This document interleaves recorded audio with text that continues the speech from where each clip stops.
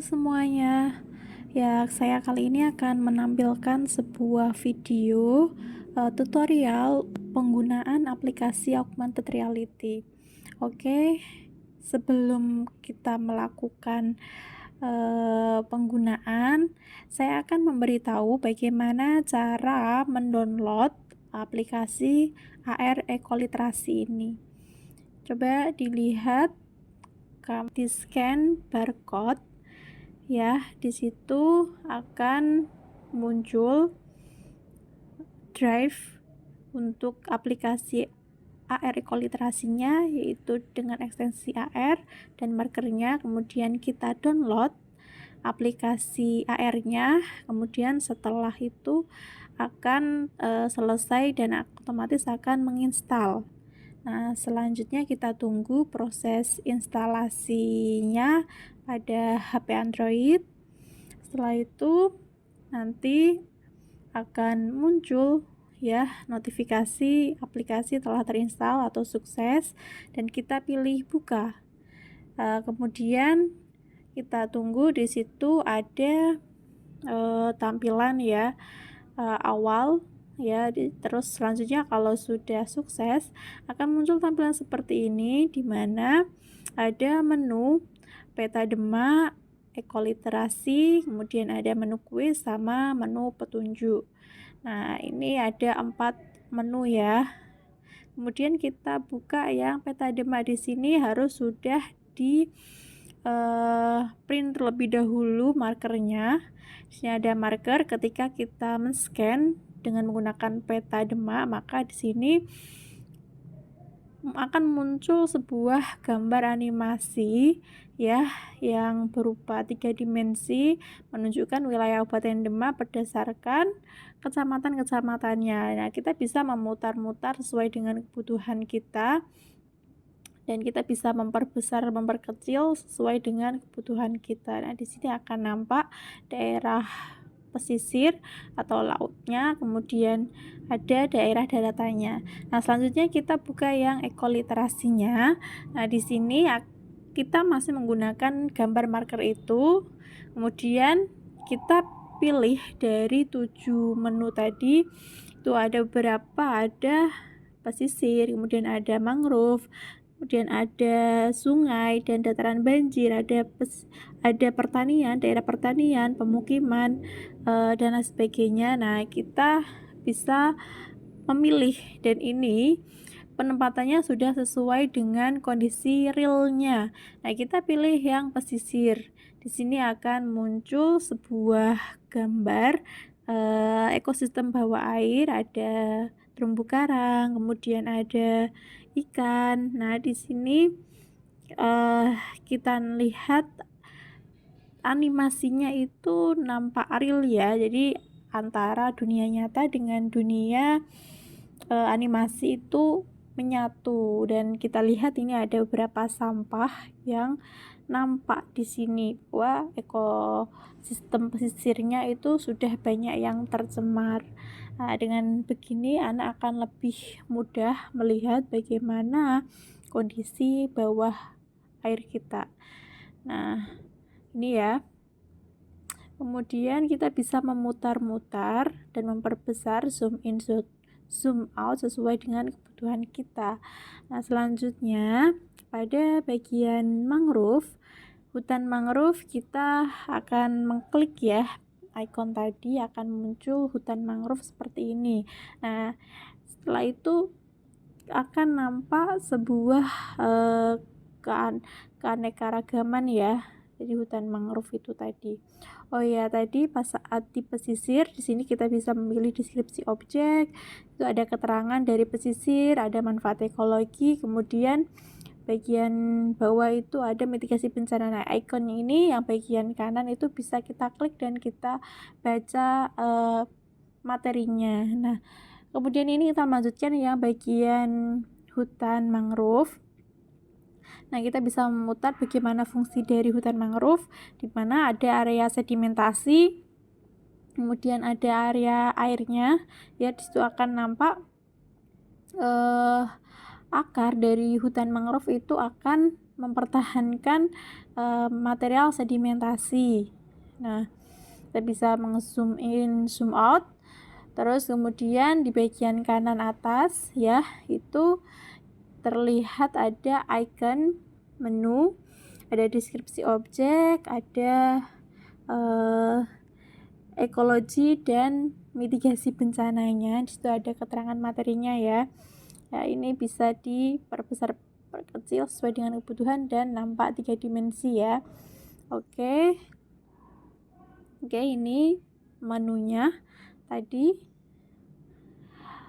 Ya, selanjutnya pada pilihan menu yang ketiga ada sungai dan dataran banjir. Nah, di sini akan nampak penampang dataran banjir dan sungainya. Nah, ini berupa animasi 3D ya, yang kelihatan bagaimana sungai itu ketika masih kering, kemudian ketika terjadi luapan air itu akan menggenangi daerah dataran banjirnya, di mana akan terhalang oleh ini ya, bagian ini penampang banjirnya. Oke, dan daerah-daerah tersebut juga harus digunakan sesuai dengan fungsinya. Di sini ada deskripsi objek, kemudian ada ekologinya, kemudian ya manfaat ekologi, dan ada mitigasi bencananya. Ya, oke. Ya, selanjutnya ada kita klik yang bagian area pertanian. Nah, di sini akan nampak sebuah animasi 3 dimensi di mana ada gunung, kemudian ada area pertanian di mana sebagian besar area pertaniannya itu ada yang tergenang oleh banjir.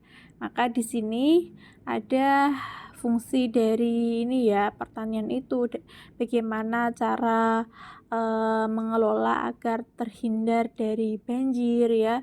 Nah, di sini ada deskripsi objeknya, ada manfaat ekologinya, dan mitigasi bencana saat terjadi banjir. Oke. Nah, pada penampang selanjutnya, menu selanjutnya yaitu kawasan industri atau pabrik, di mana kita lihat ada 2 buah gedung ya, yang mana daerah kawasan industri ini sebagai daerah yang salah satu penghasil limbah. Nah, nampak di sini ada cerobong asap yang menghasilkan gas CO2. Kemudian di sini ada area lingkungan pabrik ya, ada area hijaunya. Terus kemudian ada, kalau kita lihat bagian sungainya itu juga ada saluran pembuangannya kalau kita ke zoom ya. Kemudian di bagian kanan itu ada deskripsi objek, kemudian ada manfaat ekologi dan mitigasi bencana. Nah, selanjutnya pada menu yang keenam ada daerah resapan air, di mana di sini akan muncul gambar animasi 3D yang menunjukkan irisan daerah pegunungan dan daerah perairan. Nah, daerah pegunungan itu berfungsi sebagai daerah resapan air di mana terdapat sungai-sungai seperti Sungai Artesis maupun Freatik yang mengalir dari daerah resapan air menuju ke daerah yang lebih rendah. Nah, fungsi dari daerah resapan air salah satunya untuk mengurangi debit dan resiko ini ya, kelebihan air pada daerah yang lebih rendah. Kemudian kita klik bagian kanan atas, itu ada manfaat ekologi, kemudian ada deskripsi objek dan mitigasi bencananya. Pada menu selanjutnya kita akan melihat pada ikon area pemukiman, di mana daerah pemukiman ini kita akan menampilkan sebuah animasi 3 dimensi. Ada gambar ini ya, rumah di mana desain atau strukturnya yang sesuai untuk daerah resapan air. Nah, saat terjadi banjir, maka daerah yang memiliki pondasi yang tinggi atau rumah yang memiliki bentuk desain panggung itu akan relatif lebih aman, untuk terhindar dari bencana banjir. Bukan terhindar, tetapi lebih ke, mitigasi, mengurangi resiko bencana banjir. Barang-barang akan lebih safety atau aman. Selain itu, bagian daerah bawah akan berfungsi untuk, resapan, banjir ya. Nah, ini kemudian kita bisa melihat bagaimana struktur rumah yang aman dari bencana banjir, di mana tidak semua area itu tertutup oleh beton. Kita memerlukan fungsi resapan air dan memaksimalkan untuk daerah sanitasinya. Nah, bagian kanan akan muncul deskripsi objek. Selanjutnya, ini ada ikon pengaruh ekologi, kemudian ada mitigasi bencana. Kemudian pada menu selanjutnya yaitu menu kuis, di mana kita lihat kita akan disajikan sebuah soal dan pilihan jawabannya. Kita pilih menu kuisnya sebagai bahan evaluasi dari materi yang tadi dipelajari. Kita pilih salah satu, tinggal diklik mana yang sesuai dan yang kita anggap benar. Kalau benar, maka akan muncul tulisan benar dan kita next pada soal berikutnya. Kemudian kita pilih ya, kita baca dan kita pilih jawabannya yang paling tepat. Kalau salah, maka tulisannya akan salah dan akan tetap berlanjut. Nah, kita lanjutkan pengisian soalnya. Kalau salah, ini akan tetap lanjut. Oke, next terus, dan kita harus teliti dan cermat untuk mengetahui mana yang menurut Anda benar, karena nanti akan muncul skornya. Nah, kalau sudah selesai akan muncul skornya, ada 71 dan selesai.